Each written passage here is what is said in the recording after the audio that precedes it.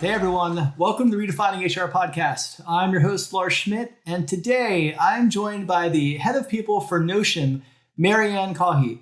And we're going to talk about Maryanne's role at Notion, what she's building, what was like onboarding into a new company a few months into the pandemic, and a lot more. So for those of you like me that are Notion users, I'm going to see if we can get some power tips as well from Maryanne, maybe some hidden gem templates. So Marianne, thanks so much for coming on the podcast. I'd love to have you start with an introduction for the viewers and listeners.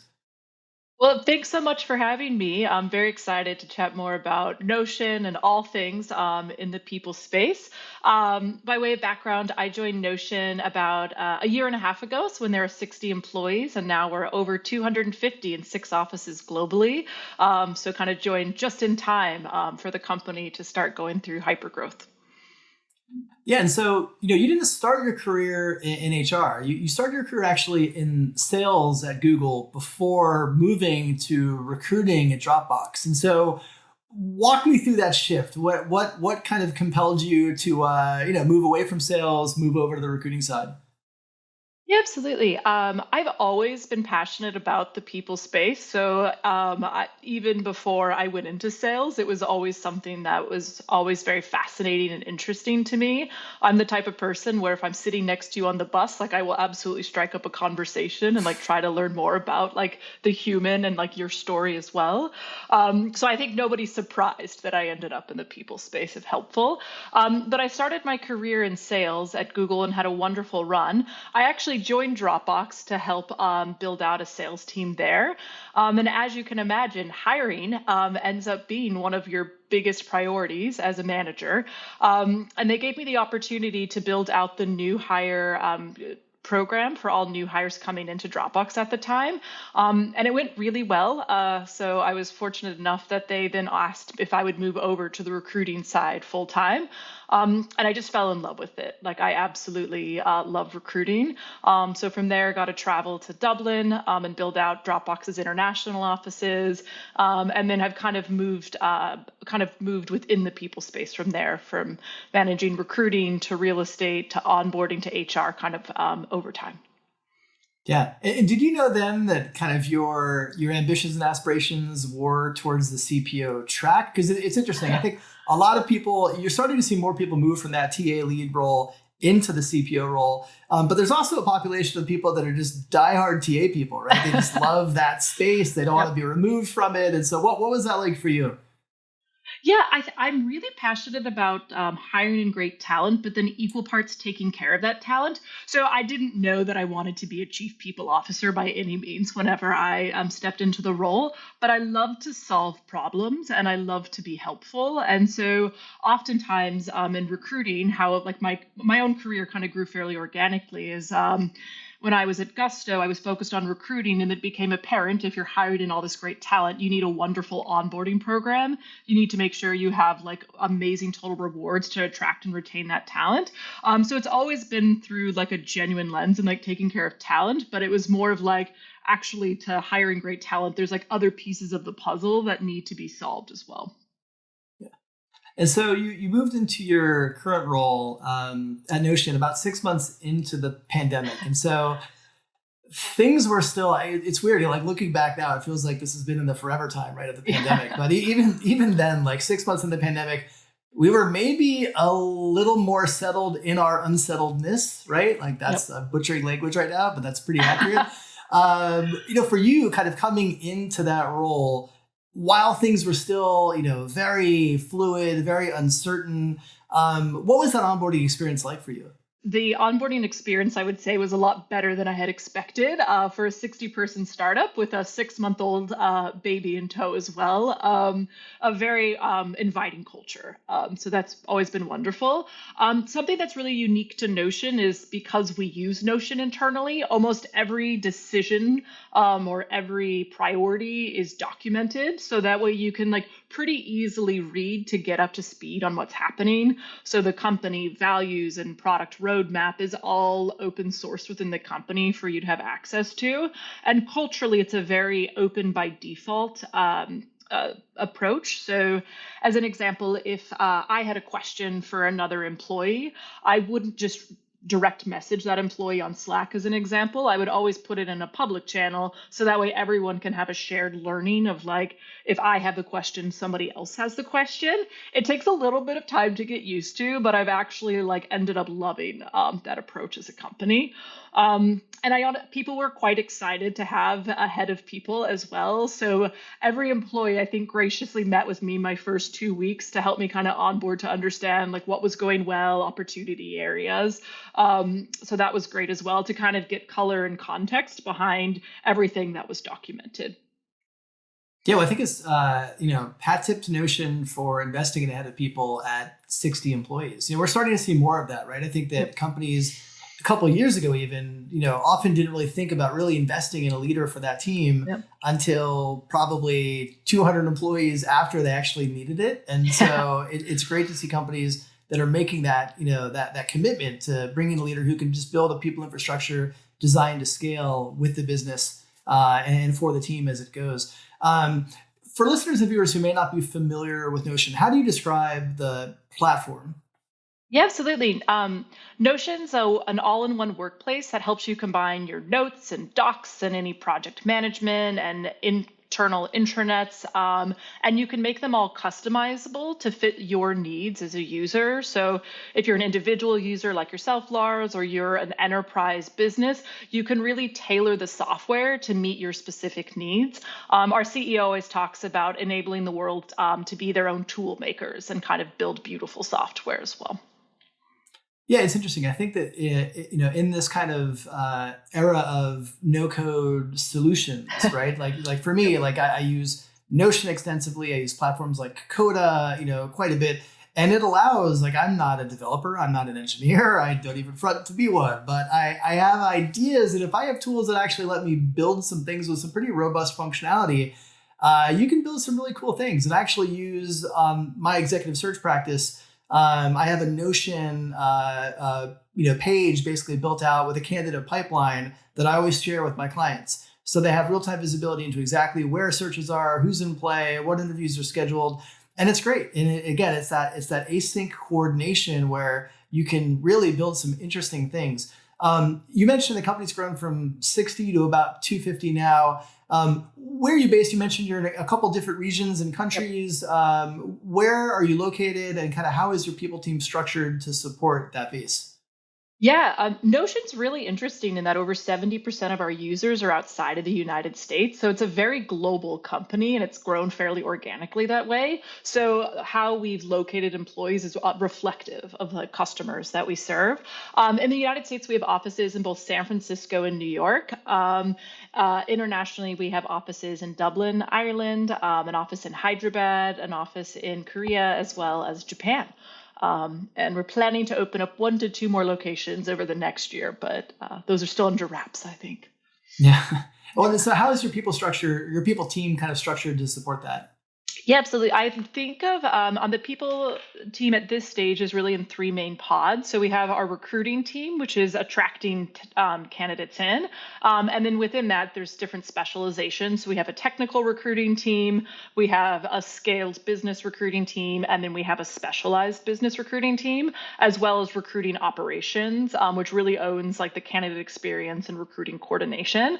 So that's how the recruiting team is structured, which is a decent percentage of the people team today, given we're in a growth phase as a company.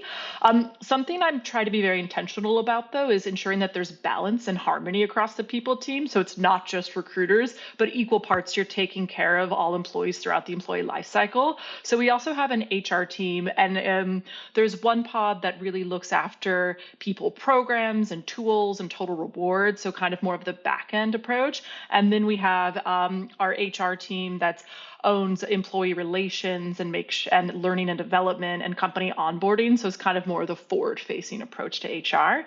And then the final pod that we have is environment and IT. So that consists of our global real estate approach, how we're building culture and community, as well as making sure everyone really has the tools they need to be set up for success. By design, I also try to make sure that everyone's not just in headquarter. So I have global leaders in all of the offices to make sure there's a good distribution of leadership talent across the globe as well. Cool. And when I first discovered Notion, I saw people were using it. You mentioned kind of some of the different use cases and templates that exist. One is an intranet or a wiki, but I started seeing more companies. Two use cases that really kind of stood out to me. One was instead of a traditional career site, people are building career sites in Notion, where you can include a lot more depth and information beyond just the job. And these are typically startups, so not companies that are hiring necessarily at scale, but hiring 10, 20, 30 positions. But I was also seeing companies that were basically open sourcing their internal kind of intranet or wiki around benefits, values, culture, jobs, promotions, right? All of that stuff lived, and they used it internally and it lived in Notion, but they were actually open sourcing that externally. So for candidates who wanted to get a deeper sense of what the company was like, they could do that. And I thought that was really a smart use case for the platform because, again, I think especially in this era we're in right now where the job market is white hot, candidates typically want to know more than what you're giving them in a job description. And, some may not, some are just kind of quickly, they want to go through this, but candidates that are really evaluating your company deeply, they want to be able to go deep and they want access to all that stuff. And so why make them hunt for it all over the internet where you could just serve it up to them in one common platform? And so I'm curious, like how do you use Notion internally to support your people ops teams and the business? Yeah, absolutely. It's interesting on the recruiting side. Like, I think recruiting done well is a matchmaking process where you're as transparent as you can be about a company so people can really opt into the culture and environment that you're building. So I love to see that a lot of our customers are open sourcing a lot of that content and information. So candidates can actually make like the best long-term career choice for themselves as well. Probably unsurprisingly, we use Notion for almost everything within the people team at Notion.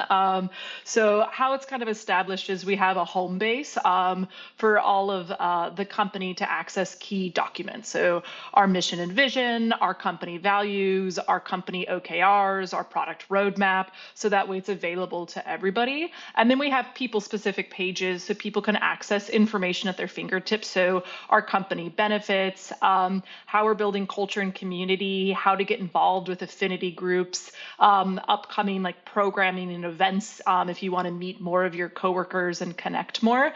So we tried to keep it as diligently updated as possible so that way everyone can really take part of the full culture and experience of being at Notion.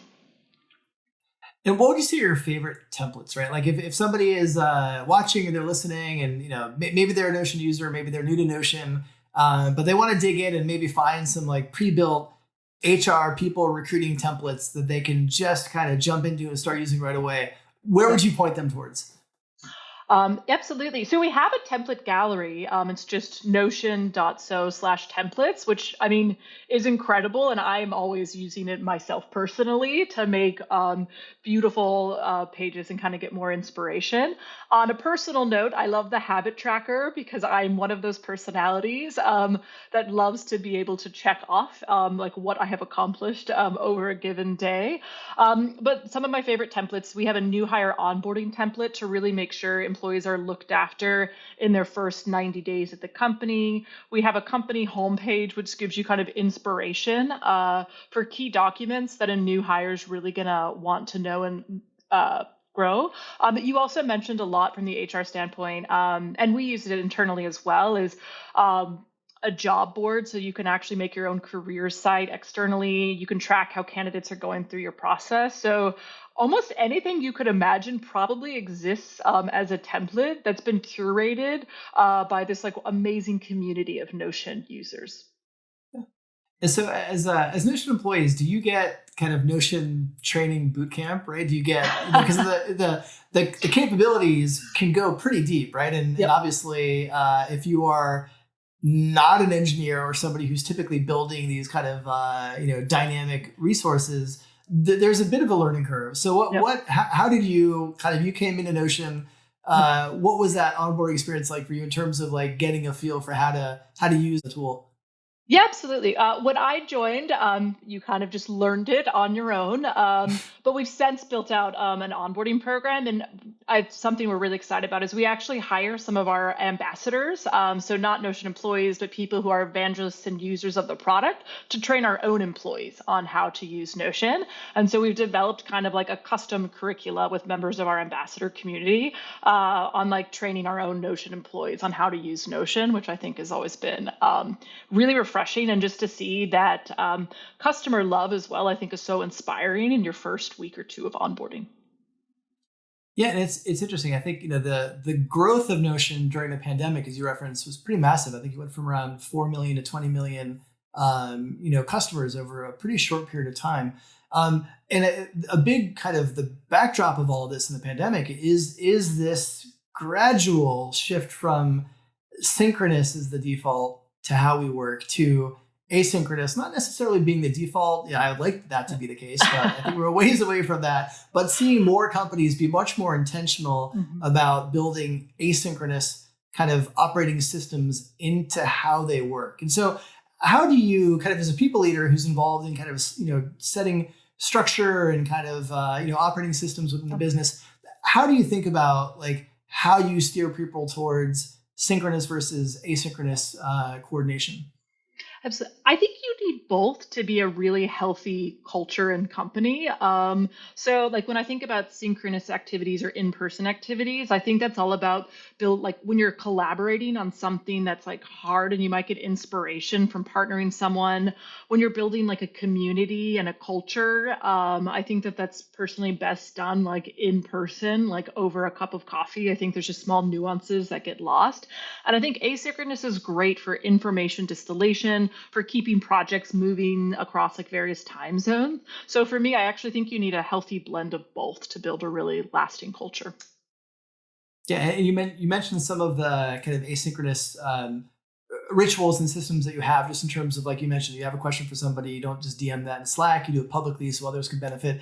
So, one of the things that, again, it ties to this idea of asynchronous. It ties to so many themes that are, kind of common with this new world of work that is being built right now, right? And I think that a lot of the conversation stems from how the pandemic has impacted, business and work itself and the field of HR.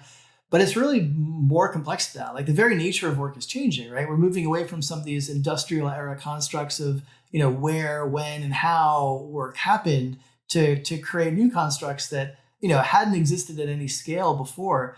And I'm curious, like as a people leader who's on the front lines of this change, what gets you excited? Like what do you think about this opportunity for the field to be, redefining many aspects of work itself? What gets you most excited? Yeah, when I think about building a really great people team, I think it's ensuring that you're viewed internally as like an enabler to help the company move forward and move faster and like better serve your customers. So when I like look towards hiring and talent, I want to make sure that they're aligned with that ethos of a people team done well is like a true strategic partner that actually enables the business to move much faster as well. And so I think for me, that's how we've structured, and a lot of our priorities as a team are based around that versus the more traditional mindset of an HR org. Yeah. Well, Marianne, I've really enjoyed the conversation, getting to know more about, your background and kind of what you're building at Notion. We wrap up every podcast with a lightning round just to help the audience get to know you a little bit better. So you ready for that? All right, let's go. All right. We always kick things off with music. If I was checking out your kind of heavy rotation Spotify playlist, who would I learn are your top 3 artists? This is probably embarrassing, but it's most likely Encanto because I have 2 children and that is always ongoing. I love musicals, so I listen to Hamilton and Evita quite a bit. So I'm in a big musical phase right now.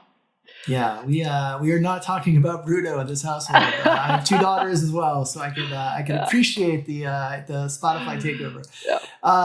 Let's shift to streaming. Like, what was your latest binge watch on TV?